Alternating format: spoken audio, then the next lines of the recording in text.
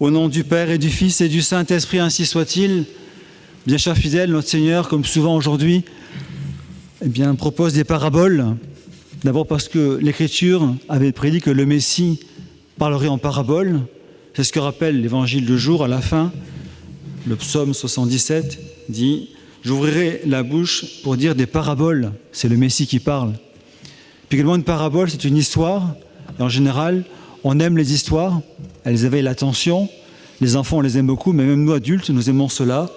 Et ce langage imagé touche les cœurs et est à la portée de tous les publics les plus simples ou les plus diplômés. Et donc, notre Seigneur parle souvent dans les paraboles du royaume des cieux. C'est le cas donc aujourd'hui, et il compare ça à un grain de sénévé. On pourrait dire un grain de moutarde, c'est quasiment synonyme. Et la semaine dernière, déjà, notre Seigneur comparait le royaume des cieux également à un grain dans un champ. Donc cette image de la semence vient souvent dans l'Évangile. La semaine dernière, le Seigneur insistait sur la différence entre l'ivraie et le bon grain, les bons et les méchants, et rappelait qu'à la mort, Dieu fait la séparation définitive. L'ivraie symbolise les gens qui vivent dans le péché. Et parfois, malheureusement, nous sommes nous-mêmes de l'ivraie. Et pour redevenir du bon grain, il faut retrouver l'amitié du bon Dieu. Aujourd'hui, notre Seigneur n'insiste pas sur la différence entre les bons et les justes, mais il veut montrer la croissance extraordinaire de cette petite semence. Il insiste, c'est la plus petite semence au départ, mais rapidement, ça devient un grand arbre, à tel point que les oiseaux du ciel viennent se poser dessus. Et dans ce royaume des cieux, qui devient comme un grand arbre, qu'est-ce que c'est ? Les pères de l'Église ont souvent commenté ces paraboles. C'est d'abord l'Église, bien sûr, qui a commencé avec 12 apôtres, pas très nombreux, pas de budget, pas d'armée, pas de grands diplômes, qui en plus prêchent une morale belle mais exigeante, qui va contre les caprices de la nature humaine. Et pourtant, ils ont commencé à 12, et aujourd'hui, les catholiques sont plus d'1 milliard. Donc c'est dire à quel point cette petite semence, au départ, a beaucoup grandi. Mais le royaume des cieux, ce n'est pas que l'Église, c'est également la grâce dans notre âme. Et ce matin, ça sera donc l'objet de mon sermon, parler du chant de notre âme. Et cette graine de sénévé, c'est la grâce du baptême. Le baptême, vous le savez, a donné à notre âme une vie qu'elle ne connaissait pas, la vie de la grâce, la vie divine, la vie surnaturelle. Et on peut se poser une première question, qu'ai-je fait de la grâce de mon baptême ? Est-ce que cette petite graine du baptême, il y a plusieurs décades parfois, qu'est-elle aujourd'hui ? Est-ce qu'elle est un grand arbre avec de belles feuilles bien vertes et des fruits ? Est-ce que c'est un arbre tout petit ? Est-ce que c'est une petite plante ? Ou malheureusement, est-ce que la grâce du baptême que j'ai reçue n'est-elle pas parfois du bois mort, prêt à être coupé, à être jeté au feu ? Et donc, il faut nous poser la question, chers fidèles, ce grain de sénévé, qu'est-ce qu'on en a fait dans notre vie ? Et pour cela, on peut ce matin voir 3 manières de faire grandir cette grâce du baptême pour qu'elle produise les fruits que Dieu attend de nous. Parce qu'on le sait bien, on juge l'arbre à ses fruits. C'est vrai pour les faux docteurs, les loups déguisés en brebis, mais c'est vrai aussi pour notre propre vie. Quels sont les fruits de notre arbre ? S'il y a du bon fruit, nous irons au ciel. S'il y a du mauvais fruit, nous ne sauverons pas notre âme, nous irons en enfer. Et donc l'enjeu est important. Ce n'est pas une question facultative. Quels sont les fruits de la graine de mon baptême ? Et donc 3 manières pour donner du fruit. Et pour cela, il suffit de penser à l'agriculture. Comment faire pour avoir de bons fruits quand on plante des graines ? Il y a 3 points à respecter. Tout d'abord, il faut planter dans de la bonne terre. S'il n'y a pas de bonne terre, même si on arrose, même s'il y a du soleil, même si la graine est en bonne santé au départ, la récolte sera nulle, soit très, très légère. Et donc, qu'est-ce que la bonne terre pour notre âme ? C'est la bonne volonté. Sans bonne volonté, chers fidèles, les plus grands dons de Dieu sont inutiles parce que nous résistons volontairement. Et malheureusement, c'est ce qui arrive souvent. Donc cette bonne volonté, elle est nécessaire pour aller au ciel. Et c'est pourquoi à Noël, pendant le Gloria, on dit « Gloire à Dieu au plus haut des cieux et paix sur la terre aux hommes », mais on continue de bonne volonté, qui acceptent ce message du bon Dieu de salut et d'amour. Parce qu'on peut être de mauvaise volonté, bien que baptisé. On peut dire que le bon Dieu, pour notre salut, a fait 95% du travail, ou même 99%, mais le 1% qu'il reste, il ne peut pas le faire à notre place. Et ce 1%, c'est la bonne volonté. Pensez aux apôtres, ils avaient comme chef Dieu lui-même, Jésus-Christ. Il n'est pas plus grand, il n'est pas plus saint, il n'est pas plus intelligent. Et pourtant, Judas a réussi, par sa mauvaise volonté, à se perdre. Il n'a pas d'excuse, il ne peut pas dire « mon professeur a été incompétent, il ne savait pas ce qu'il disait ». Non, c'était Jésus-Christ, il était parfait. Mais Judas n'avait pas cette bonne volonté. Pensez également à Saint Jean Bosco, ce grand saint italien qui a fait tant de miracles, qui a sauvé tant de jeunes, parfois de la délinquance ou de la prison. Mais beaucoup d'élèves de Saint Jean Bosco, malheureusement, sont damnés. Leur professeur, leur confesseur était un saint qui a sauvé des âmes, mais ces élèves de mauvaise volonté ont refusé cette grâce que Dieu leur a faite, Saint Jean Bosco, à côté d'eux, et ils sont perdus. Et c'est vrai pour beaucoup d'exemples, malheureusement. Même parfois des parents chrétiens qui donnent une bonne éducation chrétienne à leurs enfants, qui se sacrifient. Les enfants de bonne volonté progressent, sont de bons chrétiens. Les enfants de mauvaise volonté résistent à la grâce que Dieu leur a faite par des parents chrétiens et gâchent leur vie et souvent leur âme. Donc première chose, chers fidèles, pour porter du fruit, il faut de la bonne terre. Et la bonne terre, pour nous, c'est la bonne volonté, le bon esprit. Deuxièmement, en plus de la bonne terre, pour que l'arbre grandisse, il faut de l'eau. Ça paraît évident, mais sans eau, eh bien, les plantes meurent rapidement. Eh bien, l'eau de notre âme, c'est la nourriture de notre âme, il y en a deux. C'est d'abord la prière. Sans prière, nous sommes asphyxiés. On compare souvent la prière à la respiration de l'âme. C'est une belle image. Et c'est vrai que dès qu'on arrête de respirer, c'est la mort en quelques secondes. Dès qu'on arrête de prier, très vite, on devient tiède, on devient plein de défauts. On se dispute avec l'entourage parce qu'on n'a pas la grâce du bon Dieu qu'on obtient par la prière pour persévérer tous les jours. Donc de grâce, prions bien. Quand ça va, c'est facile de prier, mais quand ça va mal, il faut prier au moins autant, voire davantage. Quand la croix est là, il faut prier plus pour accepter la croix, l'offrir, pour sauver notre âme et sauver l'Église, sauver les âmes. Donc tout d'abord la prière, et c'est ce que dit saint Paul aujourd'hui dans l'épître de ce matin. Nous ne cessons de rendre grâce à Dieu.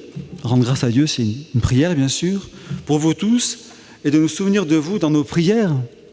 Le grand saint Paul est saint, pas tellement à cause de ses miracles, mais à cause de sa charité, et la prière qu'il faisait entretenait sa charité. Et pas que la charité, la prière fait faire des actes de foi, d'espérance et de charité. C'est les plus grandes vertus théologales sans lesquelles on ne peut pas aller au ciel. Et ce que dit saint Paul également, il complimente les fidèles à qui il s'adresse et il leur dit « Nous nous rappelons continuellement l'activité de votre foi, le labeur de votre charité, la constance de votre espérance. » Donc saint Paul loue les fidèles pour leur vie théologale et la prière aide à cela. Donc quand nous prions, chers fidèles, nous pratiquons des actes de foi, d'espérance et de charité. Notre première nourriture pour notre âme, c'est la prière quotidienne. Pas une prière bâclée dans les transports en 2 minutes, parce qu'on est toujours pressé. Une prière où on parle au bon Dieu. Trop souvent, malheureusement, Dieu est mal servi. C'est la plus grande personne à qui on peut s'adresser, et on lui parle avec beaucoup de nonchalance et parfois d'irrespect. Donc le bon Dieu est un Père, mais il reste le bon Dieu, le Créateur. La majesté du bon Dieu, ce n'est pas rien. Donc apprenons à prier en pensant à ce que nous disons, et non pas comme des robots, des automates qui parlent en ouvrant les lèvres, mais en ayant le cœur ailleurs. Deuxièmement, pour nourrir notre âme après la prière, il y a aussi les sacrements, bien sûr. On le sait, mais on l'oublie souvent. Sans les sacrements, il est impossible d'aller au ciel, impossible de persévérer dans la grâce, parce qu'on est faible. Malgré le baptême, notre nature tordue nous attire toujours vers les choses de la terre. Les sacrements nous rappellent que nous sommes faits pour le ciel et ils soignent notre âme. Nous pensons souvent à soigner notre corps par des médicaments. Il faut le faire quand c'est nécessaire, bien sûr. Mais notre âme est soignée par les médicaments spirituels que sont les sacrements. Et là, il n'y a pas d'effet secondaire des sacrements, c'est l'avantage. Et en plus, ils sont gratuits. Profitons-en. Notre âme est magnifique, elle est faite pour le ciel. Les médicaments sont les sacrements. Et quand nous faisons cela, nous arrosons notre âme et la graine du baptême peut grandir tranquillement. Parce que sans nourriture, il n'y a pas de vie. C'est vrai pour la vie du corps, on peut mourir de faim ou de soif. Vous savez que Vincent Lambert a été condamné, on l'a laissé mourir de faim et de soif. Et on peut aussi mourir de faim et de soif spirituelle si on délaisse les sacrements. Et la prière ne remplace pas les sacrements. Elle aide à vivre chrétiennement, mais quelqu'un qui vit dans le péché mortel, il faut qu'il prie bien sûr pour se convertir, mais s'il meurt dans le péché mortel, ses prières ne l'empêcheront pas d'aller en enfer. Dans la prière, de nous aider justement à nous confesser et à communier souvent, il faut être logique. La prière seule ne suffit pas. Donc la bonne terre, c'est la bonne volonté. Deuxièmement, arroser notre âme, la graine de notre âme, par l'eau de la prière et des sacrements. Et troisièmement, chers fidèles, on le sait bien, quand on plante des arbres ou des fleurs, je n'en sais rien, ou des légumes, on a beau arroser, très vite, il y a de mauvaises herbes, justement de livrées, dont parle Jésus dans l'Évangile. Et ces mauvaises herbes, il faut les arracher rapidement, sinon elles vont empêcher la graine de grandir. Et quelles sont ces mauvaises herbes de notre âme? Ce sont les défauts, notamment les 7 péchés capitaux, la paresse, la colère, la gourmandise, la luxure, etc., l'impureté, la susceptibilité. Eh bien, pensons à corriger cela tous les jours. Et c'est un combat quotidien. Ces herbes poussent tous les jours. Le jardinier, chaque semaine, patiemment, arrache les mauvaises herbes.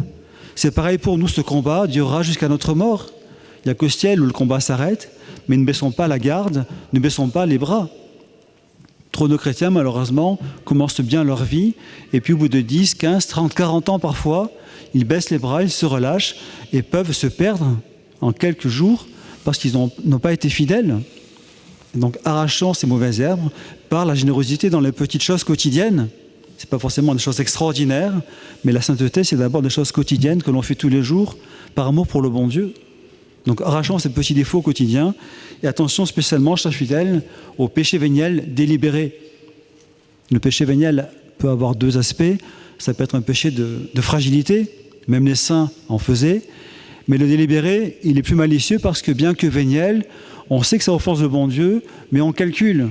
On se dit, comme ce n'est pas mortel, j'y vais tranquillement, ce n'est pas si grave que ça. Attention, ce péché habitue notre âme à désobéir à Dieu, d'abord dans les choses petites, puis de moins en moins petites, et un jour, c'est le péché grave qui arrive facilement. Et puis même, prenons une image sur le plan humain, imaginez des époux qui restent fidèles, mais qui passent leur temps à regarder les hommes ou les femmes autour d'eux avec un regard un peu curieux. Ils ont beau être fidèles, ce n'est pas très délicat pour leur conjoint. C'est ce que fait l'âme, chère fidèle, l'âme chrétienne avec le bon Dieu. Elle ne fait pas de péché mortel pour le moment, mais elle passe son temps à regarder, à flirter avec le mal, parce qu'il est véniel et c'est dangereux.